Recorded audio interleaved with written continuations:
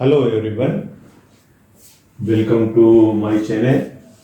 This is lecture 146, 146वां ये lecture है और इसमें हम उसी चीज़ को बढ़ा रहे हैं। गेट के जो कुछ एमसीक्यू बचे हुए थे उन्हीं पर हम लोग डिस्कस कर रहे हैं।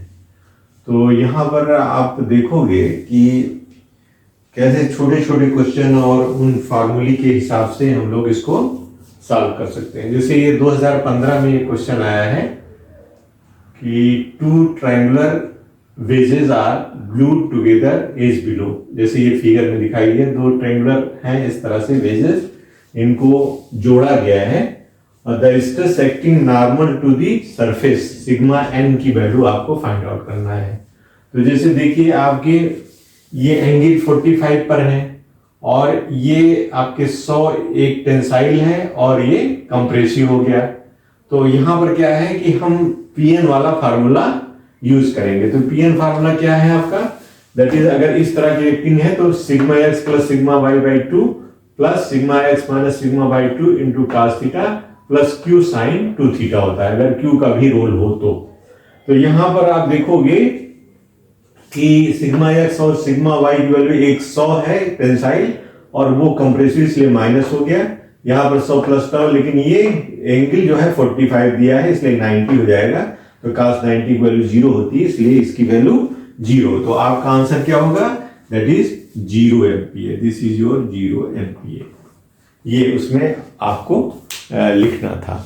This is question 2015। इसी तरह से 2014 में आप देखो क्वेश्चन कैसा आया है। इसमें टाउ मैक्स आपको फाइंड आउट करना है। तो टाउ मैक्स आप देखो क्या है, ये दिया है इसमें कंप्रेसिव 2 न्यूटन पर एमएम स्क्वायर का और ये 4 न्यूटन का आपका दूसरे डायरेक्शन में लग रहा है वाई में।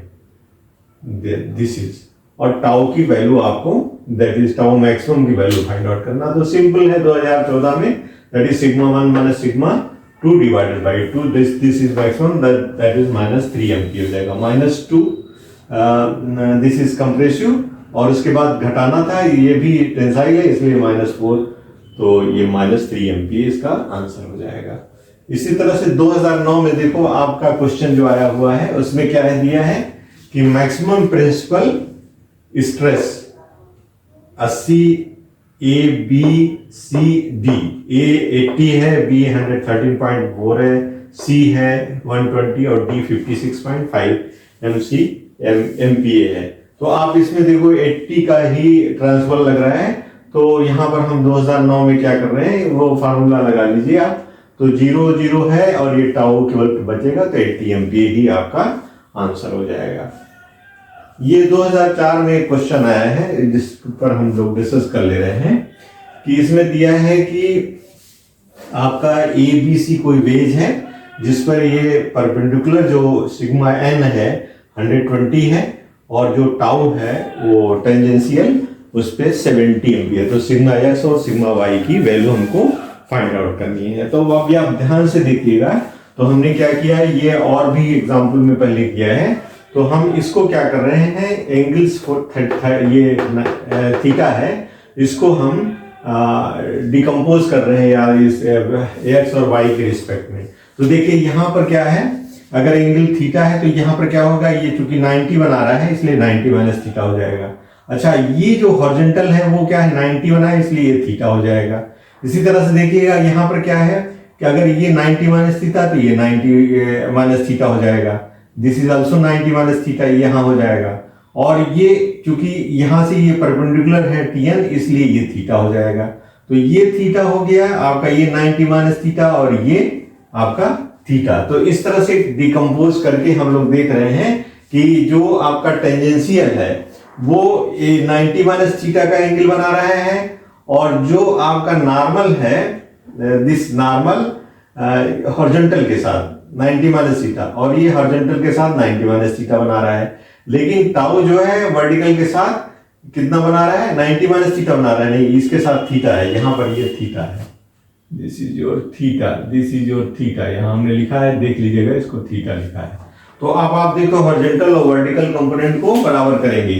तो आप यहाँ देखो हॉरिजॉन्टल जो आप में देखेंगे तो हॉरिजॉन्टल कौन है, देखिए सिग्मा एक्स, तो क्या हुआ, ये सिग्मा है, सिग्मा कितना है 90 माइनस थीटा, इसलिए कॉस 90 माइनस थीटा कर दिया, ठीक है।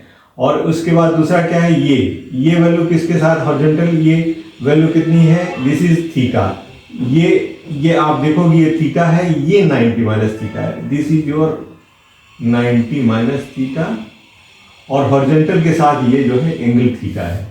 तो ये क्या हो जाएगा आपका माइनस, क्योंकि डायरेक्शन क्या है, इसी के डायरेक्शन में आ रहा है, इसलिए माइनस टाउ कॉस थीटा, लेकिन ये किस फेज पे है, एसी पे, इसलिए एसी से मल्टीप्लाई कर दिया है। ये किसके बराबर होगा, सिग्मा एक्स ए बी के बराबर होगा, ठीक है ना, सिग्मा एक्स ए बी के बराबर।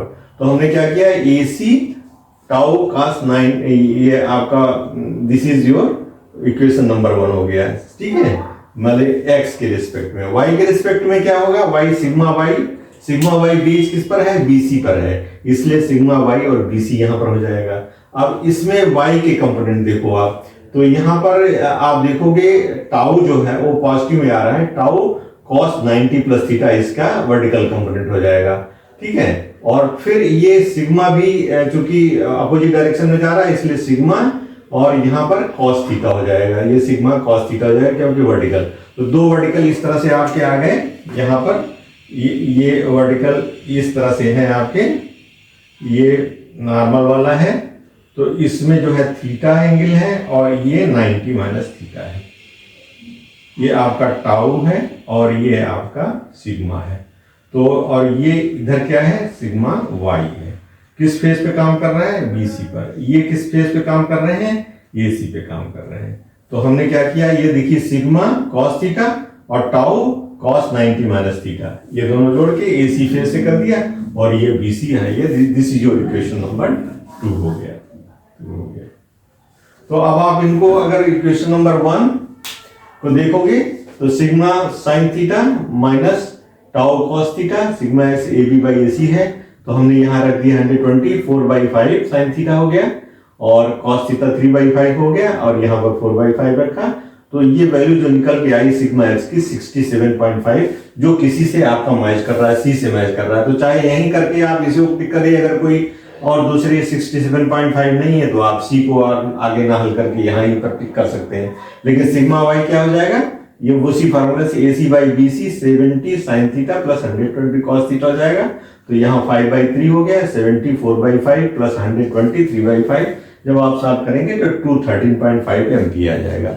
तो ये इस तरह से आपके न्यूमेरिकल्स जो है, जो कि प्योरली एक आपके फार्मूलेज पे आधारित हैं, वो यहाँ पर गेट में जो पूछे गए हैं उसको हमने आपके सामने डिस्कस किया है।